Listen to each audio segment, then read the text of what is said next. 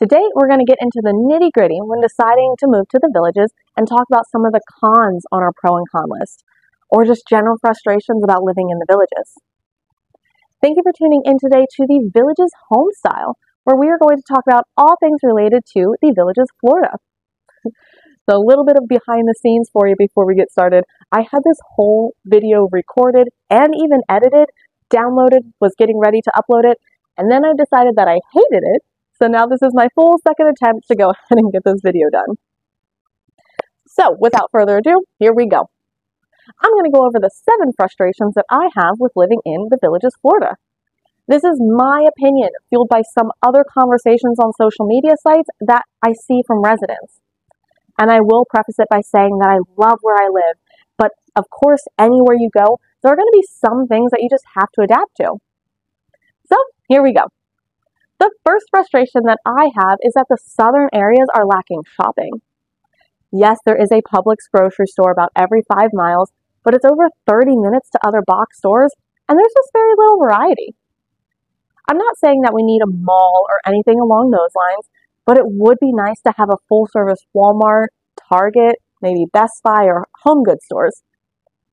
There's also a lot of repetition in the small strip-style shopping centers between different areas of the villages.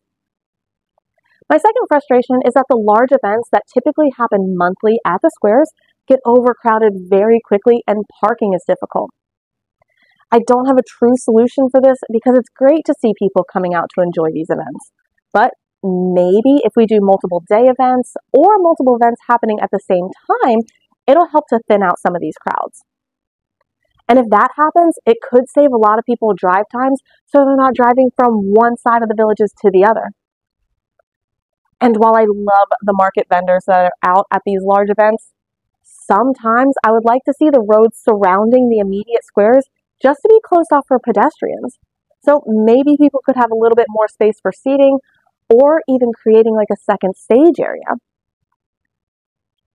My third frustration with living in the villages is somewhat along the same lines as overcrowding, and that it's hard to get into capped activities during peak season.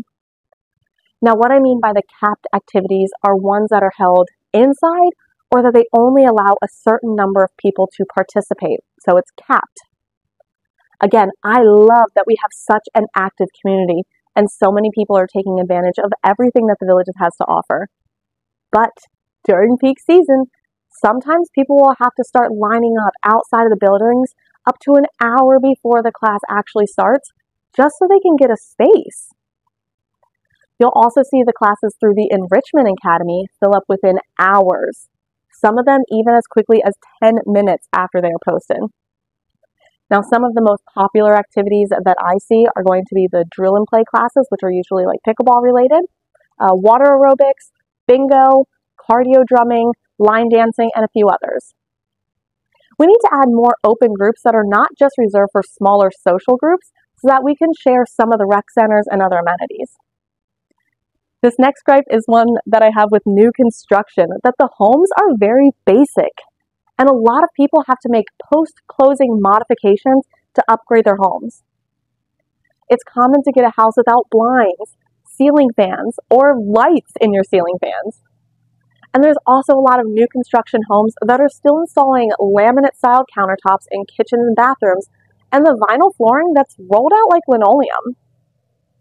I have heard people say that a new construction home in the villages is an expensive flip house, because right when you move in, some of the most common upgrades are changing out the countertops, painting the house, adding trim, changing out cabinets, changing out all of the fixtures, and adding outdoor space with concrete and bird cages. So if you're buying a new home, unless you're building a designer home that you may get to make some selections, you really don't have any control over what the house looks like other than the floor plan, because they only offer the homes for sale when they're done being built. I have also heard a rumor that in the new section by Moultrie Creek that some of their villa homes were able to be customized with the cabinet and floor colors, maybe even wall paint, but it hasn't been confirmed by anybody that I know yet. And something silly that I also want to touch on is the white flat paint that they use inside for most of these new construction homes is so easy to scuff. I really thought that we were done using flat paint on the whole home. All right, so what number are we on? 5? I think we're on 5. All right, anyway, so the next complaint is that there's a lot of traffic up north, more specifically the Spanish Springs area. This is mainly because they have the best variety of shopping, but there are a lot of impatient drivers and just a lot of people on the roads where it makes getting around a bit of a headache. You also have to be very careful with the golf carts in the northern section as well. There are a lot of places where the carts merge with traffic and crossing areas that are not protected by the long arms or the totally secluded multimodal paths.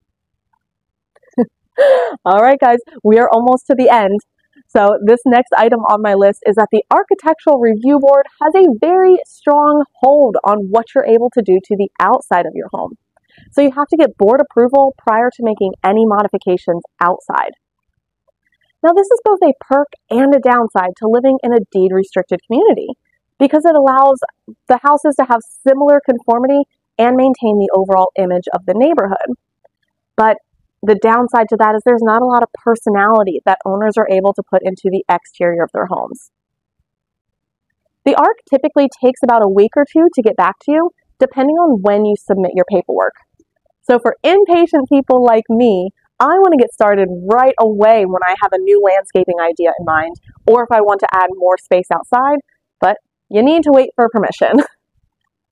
There's also this whole rock versus grass landscaping issue that's happening right now on some of the patio villas in the older sections. So what's happening is they're getting notices that they are out of compliance, but the issue is that the original owner who added the rock to their yard had ARC approval. So now the new owners are getting these notices, and honestly, it's a mess. Alrighty, we have made it to my last frustration of living in the villages. But before I give you my biggest complaint, please make sure to hit that subscribe button and click on notifications so you can get notified when new videos are released. We've made it. So this last item was kind of a social media voted complaint because personally I don't have experience with it, but I have to take the advice of the majority of the villagers. So their complaint is that some of the golf courses, what I'm hearing is mainly Evans Prairie and Havana, are in really rough shape, and it's making golfing there unenjoyable. From my understanding, there was either wrong chemicals applied to the greens or some sort of fungus that's affecting the grass. So I'm not too sure of how it needs to be remedied. Of course, it's something that I hope can be remedied fairly quickly because it's such a big component of living in the villages. But honestly, it may take some time to get these conditions under control before they can do a true fix. Luckily, there are many, many other courses that are in great shape, so it definitely offsets the one that are rough. But if the rough courses are right around your home or your rental, I could see how this frustration would be top of the list. Alrighty, so there you have it. 7 frustrations of living in the villages. Again, I do truly enjoy where I live, and I love to see so many people in the villages having the time of their lives, whether they're a full-time resident, snowbird, or renter. My only goal for this video was to show another side of the coin when you're considering moving to a new area. And if you have any questions, I am a realtor here in the villages and surrounding areas. So if you're looking to buy or sell a home, give me a call and we can talk. I've also created this program called Serving Our Heroes, where I give back 0.5% of the contract price directly to the qualifying veteran or first responder. So thank you for tuning in, and I will see you next time. Be kind to one another.